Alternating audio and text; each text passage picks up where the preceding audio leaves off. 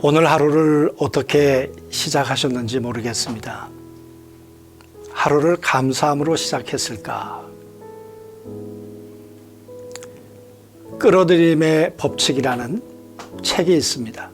우리가 감사를 하게 되면 이 땅의 많은 것들을 관계를 통해서든지 환경을 통해서든지 또 사람하고의 만남을 통해서든지 끌어당기게 된다. 그리고 우리가 내뱉는 이 말 속에는 에너지, 파장이 있다는 거예요. 그래서 아인슈타인은 하루에 100가지 이상을 감사하며 살았답니다. 그 아인슈타인이 우리는 굉장히 똑똑한 사람이라고 알고 있고 그 똑똑함 때문에 많은 업적을 남겼는가 생각을 했는데 그게 아니었더라고요. 그는 앞서간 모든 사람들에 대해서 감사하고 하루에 100가지 이상을 감사하면서 그야말로 많은 것들을 끌어당기는 그리고 그걸 지혜로 만들어냈던 사람이다라는 글을 제가 읽었습니다. 여러분 오늘 하루 감사를 하면서 지남철 같은 인생을 사셨습니까? 우리 한번 하루의 삶을 돌이켜 보았으면 좋겠습니다. 감사는 끌어당기는 힘. 우리 어렸을 때 보면 지남철이 지나가면 쇳덩어리 둘이 다 붙지 않습니까? 그랬던 것처럼 감사는 지남철과 같은 것이어서 우리 어렸을 때 지남철이 지나가면 별의별 쇠붙이가 다 붙게 되고 그리고 그것은 고물상에 갖다 주면 돈이 되지 않았습니까? 감사란 지남철과 같은 것이어서 거기에 어떤 것이 붙을런지 모릅니다. 그 모든 것들은 우리의 삶에 또 명예가 되고 행복이 되고 또 지혜가 되고 능력이 되지 않을까 싶습니다.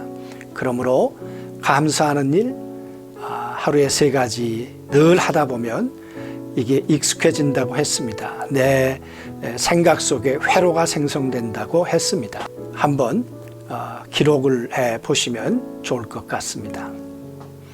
하루 동안의 죄의 유혹이나 또 이 감사를 잃어버리고 살았던 부분은 무엇이 있을까?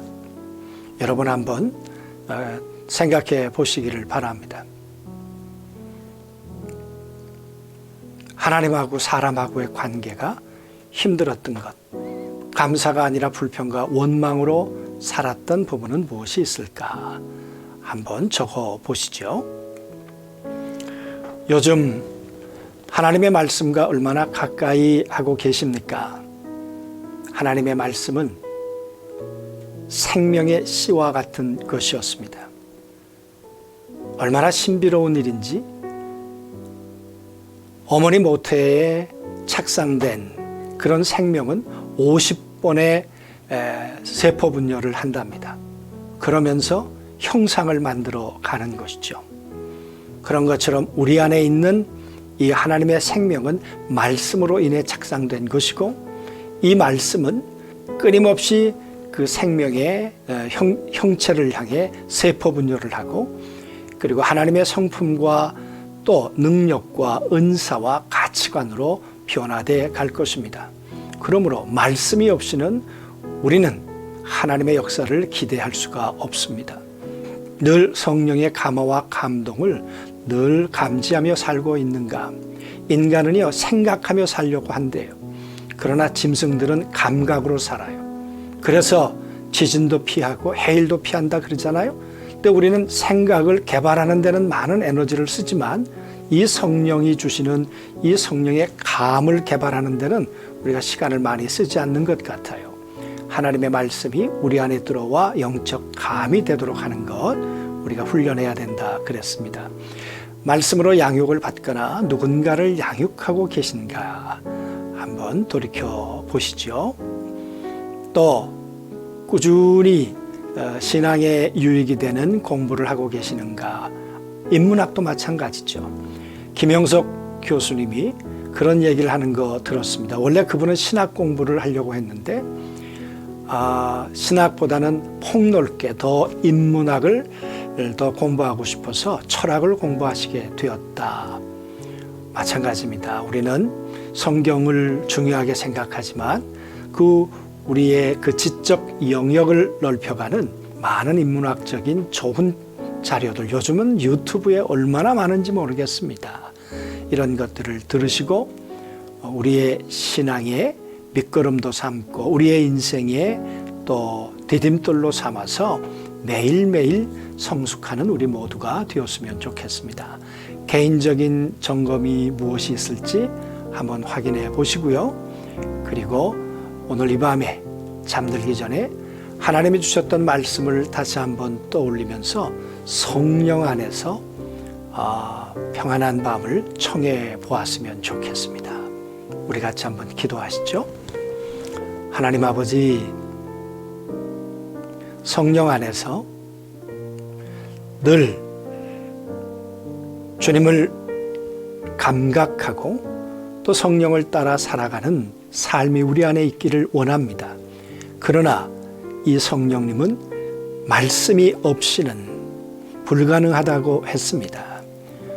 보이지 않는 하나님의 성품과 하나님의 속성과 은사와 능력과 이 가치관들을, 하나님의 정의로움을 우리는 말씀을 통해 깨달을 뿐만 아니라 이 깨달음은 성령의 음성이 되어서 그 음성을 따라 걸어가는 양들이 되도록 저희를 도와주옵소서.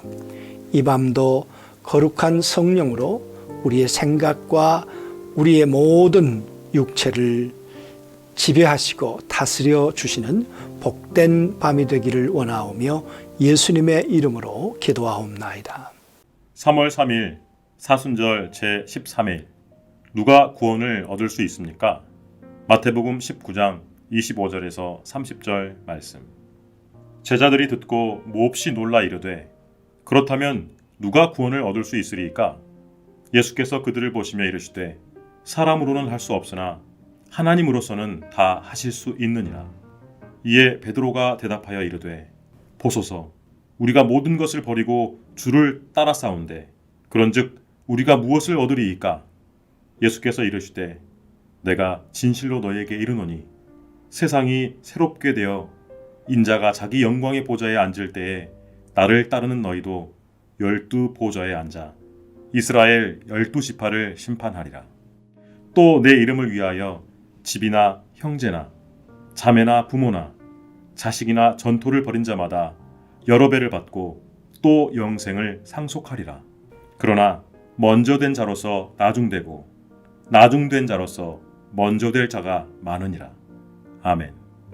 어느 부자 청년과의 대화 후에 예수님은 제자들에게 부자는 천국에 들어가기가 낙타가 바늘기로 들어가는 것보다 어렵다고 말씀하십니다. 그러자 몹시 놀란 제자들은 그렇다면 누가 구원을 얻을 수 있습니까? 라고 묻습니다. 유대 지혜사상에 의하면 재물과 부는 하나님의 복을, 가난과 빈곤은 하나님의 저주를 의미했기에 하나님의 복을 받았다고 생각한 부자가 천국에 들어가는 것이 그렇게 어렵다면 도대체 어떤 사람이 구원을 얻어 천국에 들어갈 수 있겠냐고 예수님께 묻는 것입니다. 예수님은 사람의 생명이 그 소유에 넉넉한 데 있지 아니하니라 라고 하시며 우리가 영생을 얻고 천국에 들어가는 것은 소유와는 별개의 문제라고 말씀하셨습니다.